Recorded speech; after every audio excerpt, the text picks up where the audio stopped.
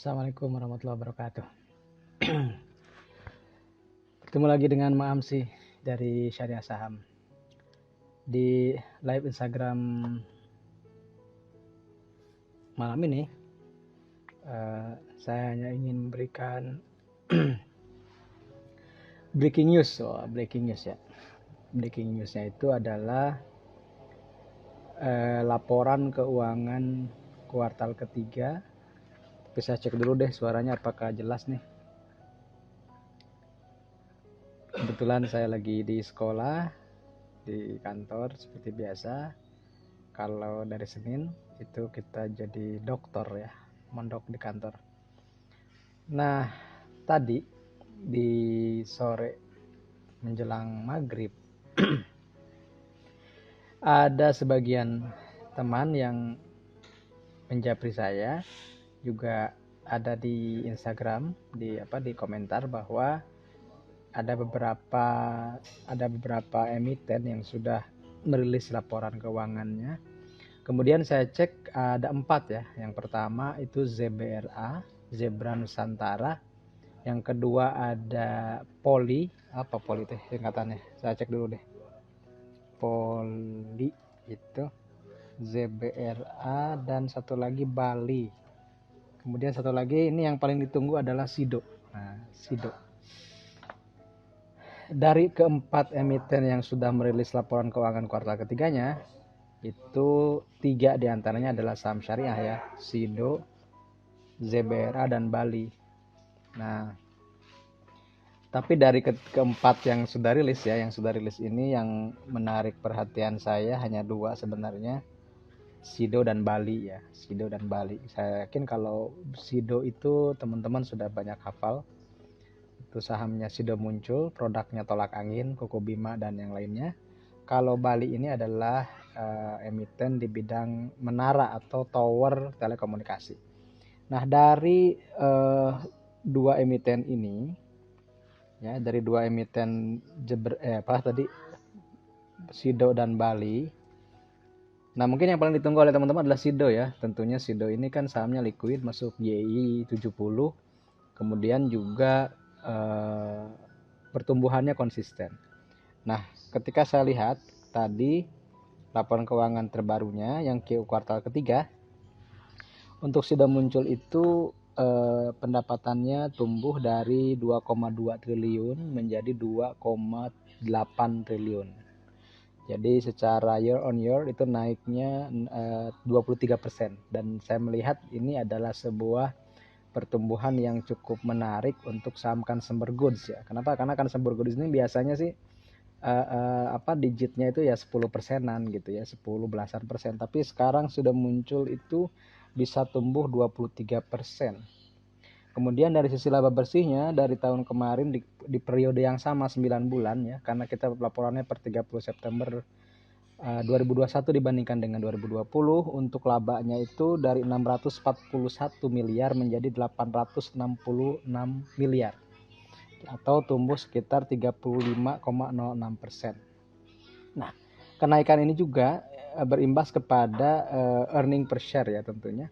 Earning per share-nya sekarang sekitar Rp29. Rp29 dan nilai bukunya 101. Kalau kita bandingkan sekarang PER-nya di sekitar 20,8 kali dan PBV-nya 7,8. Seperti biasa PBV-nya memang sedikit mahal. Tapi kalau kita lihat secara pertumbuhannya sudah muncul ini menurut saya itu mengalami pertumbuhan yang signifikan untuk saham consumer goods terutama di bidang farmasi. Nah, kemudian kita beranjak ke Bali. Bali Towerindo atau nama lengkapnya itu Bali Towerindo Sentra. Nah, ini karena saham telekomunikasi ya, ini mungkin kurang liquid. Tapi kalau kita kaji secara laporan keuangannya untuk tahun ini pendapatannya tumbuh dari 566 miliar menjadi 694 miliar atau sekitar 23%. Kemudian dari sisi laba bersihnya itu dari 50 miliar menjadi 134 miliar atau tumbuh 167%. Nah, Bali ini laba bersih per sahamnya Rp34, nilai bukunya 585. Dengan pencapaian itu maka PER-nya dari sekitar 16,3 dan PBV-nya di 1,26. Jadi dari 4 emiten yang sudah merilis laporan keuangannya, ada 2 yang menarik perhatian saya. Pertama adalah Sido Muncul dan kedua adalah Bali Towerindo. Tapi kalau Bali Towerindo ini karena belum nggak liquid ya, jadi saya juga tidak menyarankan teman-teman untuk melihatnya atau untuk kalau membeli ya silahkan, itu terserah teman-teman, disclaimer ya. Tapi kalau likuiditasnya Bali ini sangat kecil ya. Kalau Sido ya orang juga semua tahu.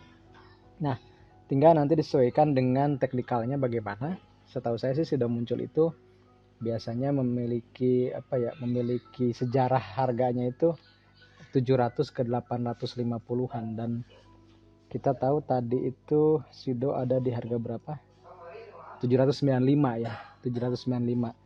Jadi mungkin masih ada potensial upside-nya, untuk resistennya itu ke 860-an. Saya coba lihat chartnya untuk Sido Muncul. Kita lihat. Nah, Sido Muncul ini tadi naik ternyata ya, saya baru tahu juga. Karena seharian memang tidak memantau pasar. Naik 3%-an dan itu resisten terdekatnya ada di kisaran 815. Jadi 815, berikutnya ada di 815 juga.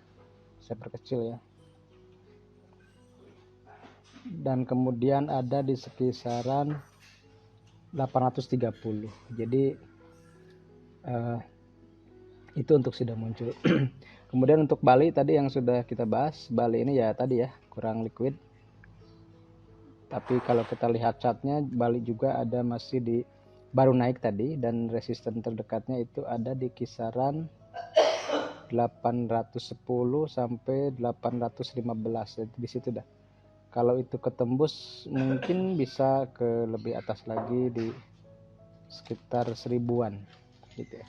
Tapi disclaimer on ya teman-teman. Jadi itu dua emiten yang layak dicermati karena sudah merilis laporan keuangannya.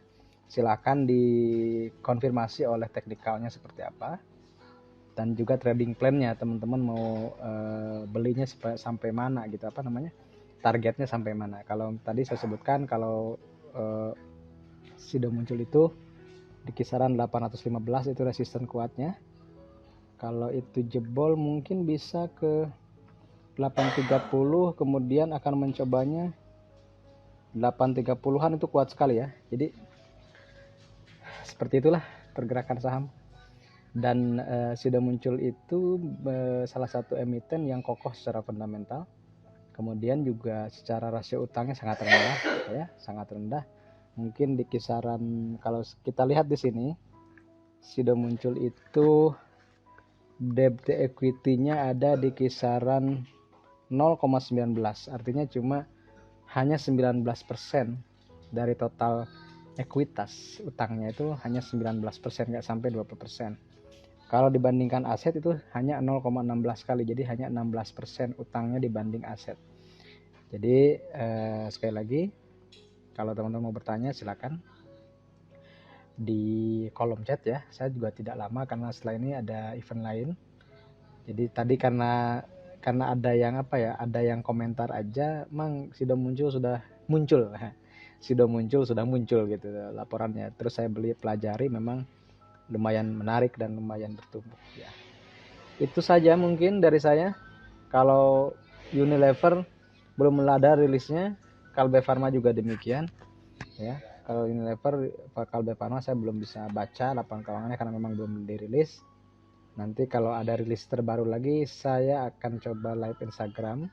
Jadi pastikan teman-teman stay tune di Instagramnya ini, Mang Amsi, atau di Syariah Saham ya. Dan sekali lagi terima kasih atas perhatiannya. Mohon maaf kalau banyak kekurangan. Semoga memberikan insight tentang saham syariah di Indonesia, dan tetap berinvestasi di saham syariah. Investasi amanah berkah berlimpah, itu yang sering kita tagarkan di Syariah Saham.